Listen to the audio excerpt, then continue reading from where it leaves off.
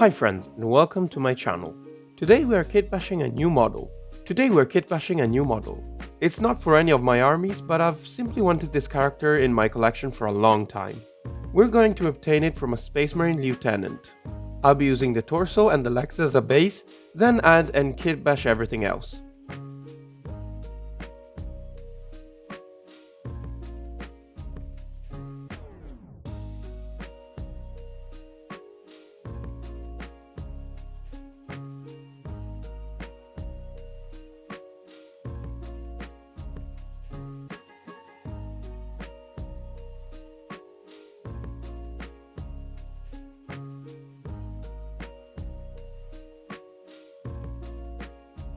This model comes with two options as tabards, and I'll be using the cloth right here.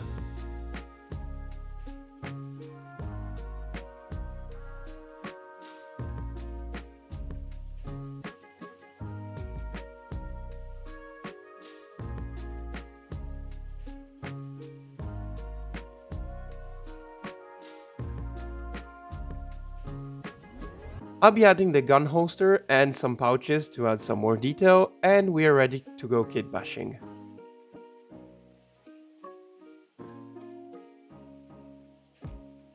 In the first part, I decided to use this arm and change the pointing hand with a bolter gun. I like the fact that it is straight and wanted to make it look as if he was ready to shoot at an enemy, so I went off and made space for the other hand, which will be safely held in place by this paper clip, which if you've seen my other kitbashing videos, you'll see I use this a lot to make my model sturdy.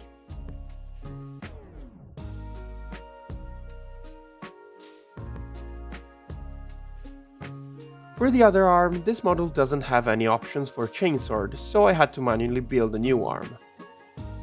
Using the shoulder from the Lieutenant kit, I decided to add the sword from an Assault Intercessor. It wasn't easy to find the right angle and position at first, but I think it worked out well in the end.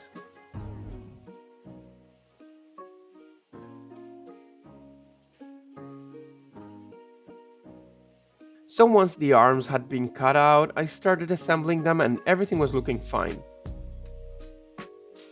Until I got to the right arm with the bolter. I wasn't entirely sure it looked good. I think I miscalculated something and ended up with a weird arm. But I thought that with time I'd get used to it. So I moved on and added all the parts to finish off the model. I used the backpack in the kit and also a plain shoulder pad for the left arm. Up till now, the issue with the right arm still bothered me, so I had to change plans. I ripped it off and proceeded to work on another intercessor arm, but this time it was trickier. I had to cut off the shoulder pad to make space for the one I had in mind. It took a while and a lot of trial and error, but in the end I managed to glue on this very cool shoulder pad and finally achieved the result I wanted. I also had the head ready, but I'll leave it for later.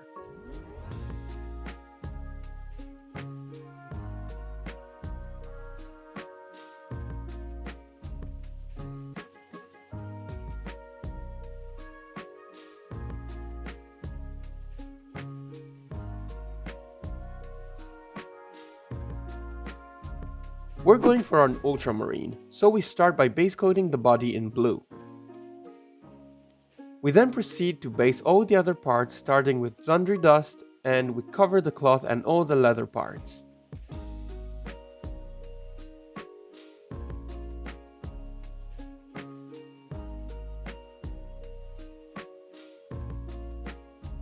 With Wraithbone, we can highlight the cloth and darken the pouches with brown contrast, or if you prefer, even with a base color.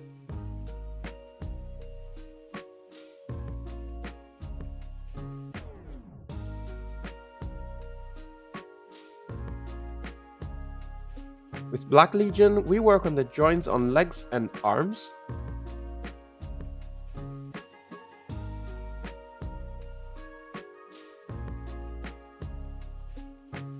And now we work on the metallics. I used lead belchers basically on every model I make, and here I used it for the chainsword, the bolter and the backpack details. Then of course we move on to the gold heraldry, on the chest, the eagle on the right shoulder, and so on for every detail where I thought it would look good. We almost got all the base colors covered, finishing off with Wraithbone for the parchment and Mephiston Red on the Boltgun and the Purity Seal.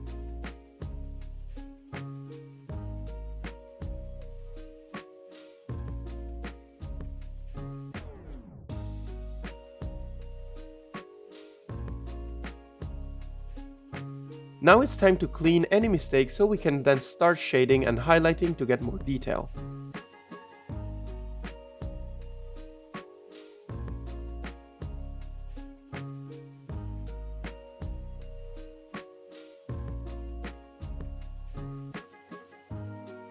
We start with Seraphim Sepia for the cloth and parchments.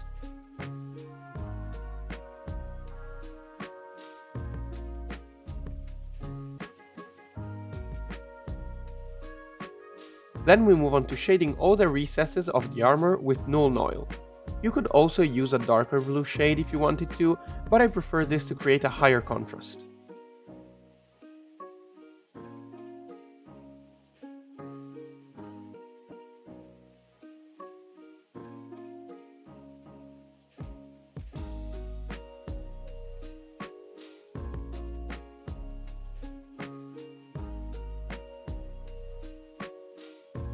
I then use Agrax for the golden parts to keep the tones warmer.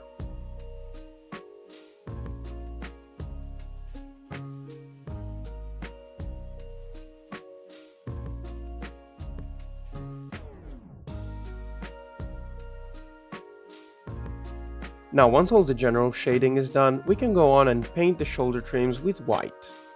I didn't do this before because I didn't want it to darken or maybe even also become grey while shading.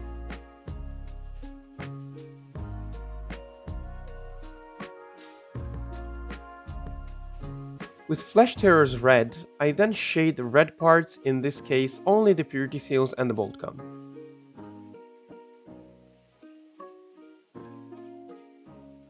Once we are done shading, I use a much lighter blue to work on highlighting the armor. Do not worry if you make any mistakes now, we're working on the most exposed areas, so you can still clean them with base color without affecting the shading.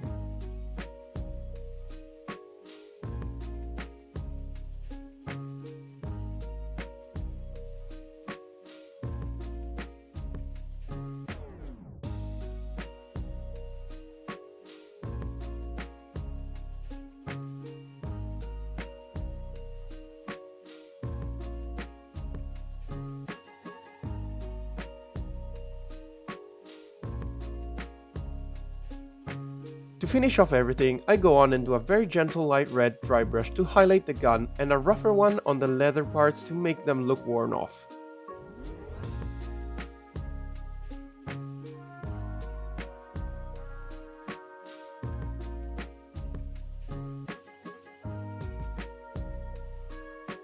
Now we're done with the body, so I can finally reveal the head, which I've already primed in white and washed with Soulblight Grey.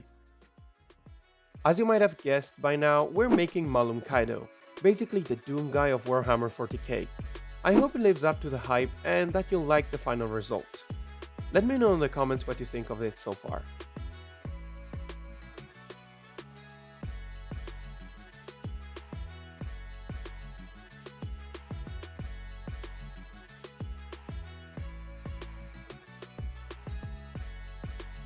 So now we move on to do the metallics. I'll try and do them all together so not to forget anything. We start with a layer of gold on the crown and lead belcher for all the other details. Having a white base on the eyes, we can simply use a layer of a Blood Angel's red and already have that nice bright color on the eye lenses. But if you want to go a little further, you can also do a very small line in the middle of the eyes, with a very light color I made by mixing red and white. And if you're also feeling a little more brave, you can add two very small dots on the lenses to recreate a reflection effect. You can also find this technique in my Elder video while making the gems. And to finish off, we simply shade the crown and the head is done. Now onto the base, which will be very quick to do.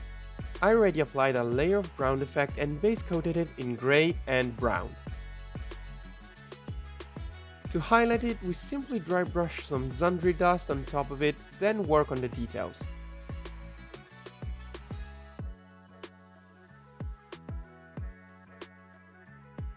There's a helmet of a Chaos Marine here which I decided to make into a World Eater. I covered it in corn red, then simply worked on the gold trim and the other smaller details. To finish it off, I forgot to record that I washed it in Nuln Oil.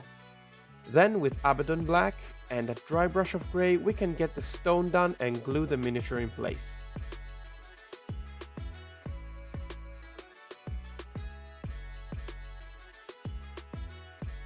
As always, thank you all for staying till the end. I'm really enjoying the work we're doing on this channel, and if you can, please like and subscribe, it really helps to keep all of this going. I hope you enjoyed the video and to see you next time. Thanks again, friends.